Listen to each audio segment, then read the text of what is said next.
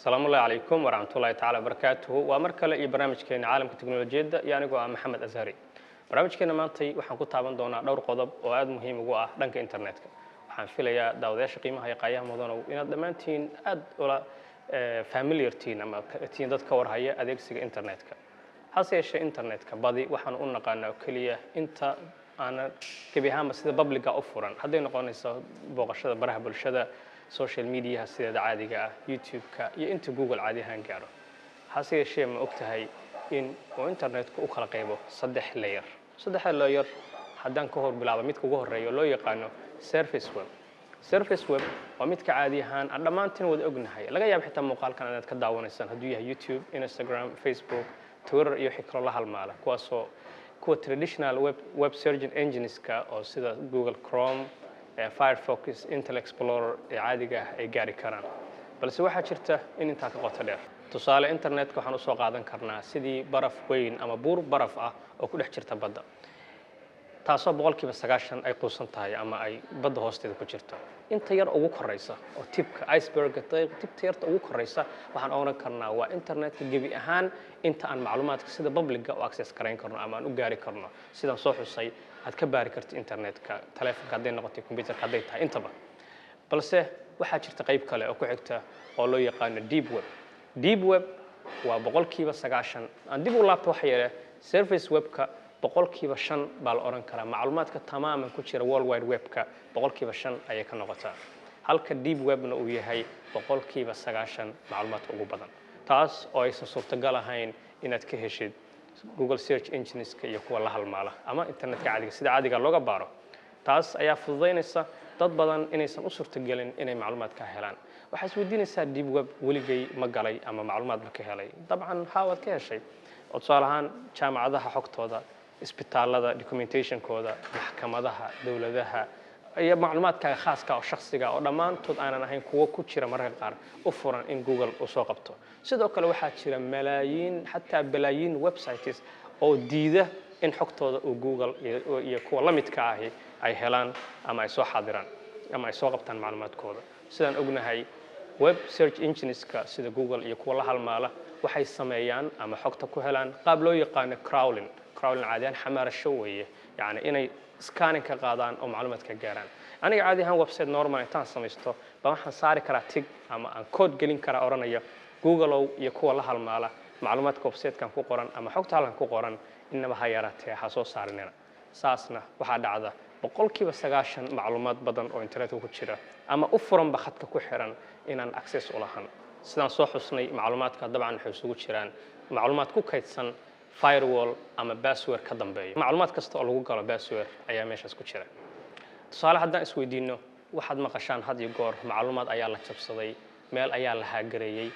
xog qarsoodi ahayd oo dawlad hebla lahayd ama shirkad hebla xogteeda noocaas ahayd ayaa la soo xaday kuwa hackers ayaa qaatay oo intaas madax furasho dadka kaga qaadanaya badanaa waxaad maqashaan hackers ama dad xog macluumaad dad kale ay lahaayeen jabsada macluumaadka waxay noqon karaan kuwa laga soo jabsaday isbitaal dawlad shirkad weyn oo caana ama qolo xog kaydisa macluumaadkaas oo badanaa lagu gato madax furasho ama si public-ga dad loogu ceebeeyo ama lagu fadeexeeyo macluumaadka noocan oo kala xag laga keenaa haddii yahayn internet-ku wax macluumaadka ku jira internet-ka ay mar walba ku la heli karo maxay tahay hackerka macluumaadka keenaya dabcan meesha laga soo ugaarsado oo intii loo dugo laga soo xogta laga soo aruurinayo ama laga soo hagaranayo waa deep web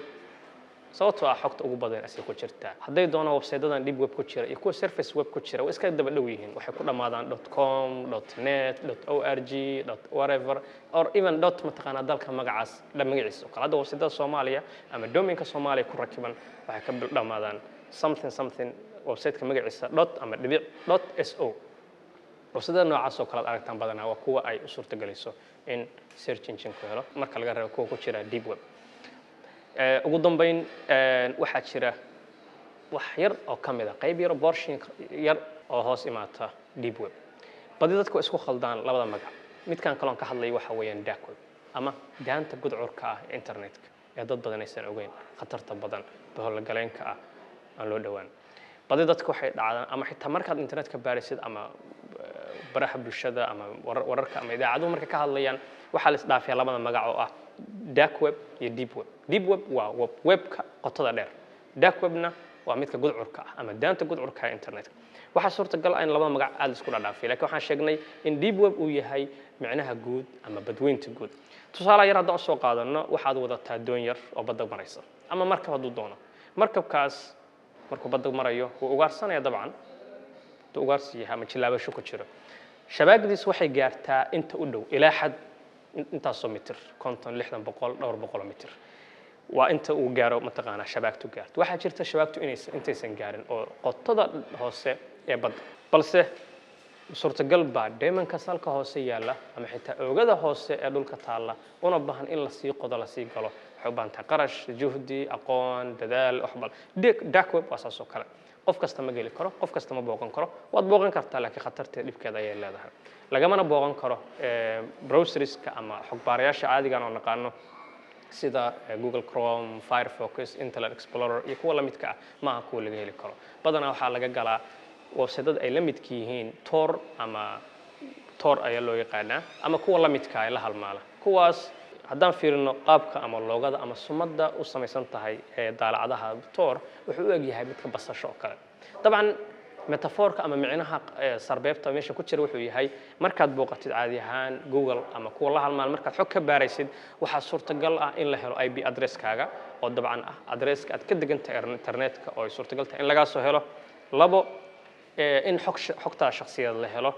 xilliga doona dib lagu soo dabageli karo dalka aad ka soo booqatay la ogaan karo laakiin markaad Tor ku jirtid ama aad browserkan isticmaalaysid intaas midna suurtagal maahan kuma weydiinayaan magac kuma weydiinayaan email kuma weydiinayaan password iyo wax la halmaalo intaba taas oo ka micno tahay basasha galkeeda si u kala sarsareeyo oo kale ayay u tahay security-kiisu mid layer kale leh haddana saas ay tahay waxa hoos mid walba kaga qoran soo booqashadaada halkan guarantee ama kama dhigaysa 100% inaad safe tahay ama dhibaato walba ka badbaadisay waxa mararka qaar aad maqasheen baa laga yaabaa dad lacag la siiyay oo qof kale soo dil la yiri ama qof xog intii la siiyay dawlad heblo waxa ka keen la yiri dabcan haddii email caadi aan diro waxa suurtagal in emailkayga la soo dabagalo balse marka xog ka dirtid Tor ma suurtagalisa taas su'aalahan oo kale waxa dhacda marar badan in jaamacado waaweyn oo sida hadda Mareykanka ku yaalo kale jaamacadda California oo kale ee dalka magaalada San Francisco ku taala in sanad aan aad fogeyn xilliga waqtigii xanuunkii safmarka ee corona ay xog ay ka shaqeynayeen laabka dhan ama shaybaarka xogta ay baarayeen oo ka shaqeynayeen in computerkooda jaamacadda intii loo soo dhacay serverkooda iyo xogtooda gacanta lagu dhigay ka bacda laga xirtay oo la yiri saaxiibayaal xogta intaas oo lacag aad ku bixinayseen oo intaas aqoon yahan iyo khabiir iyo waqti iyo juhdi iyo maal aad gelinayseen anaga haysana dabcan waxaad su'aalo soo qaataa qof la afduubtay qofka la afduubtay ama waa la dilayaa ama waa soo furanaysa wax ka dhaxay malahan haddaba macluumaadkan idinka haysanay ama lacag badan siinaysan ama waa tirtiraynaa bal xitaa shaashada waxa loo soo saarayaa time down ama waqti dib isku socda oo ku qoran tahay 10 saac 5 saac intaas ka bacdi dib u socda kullama ay hoos u sii dhacdo ama waqtiga la gaaro xogta waa tirtirmi doontaa ugu dambeyn gorgortan dheer ka bacdi jaamacaddu waxay ogolaatay lacag 1 milyan iyo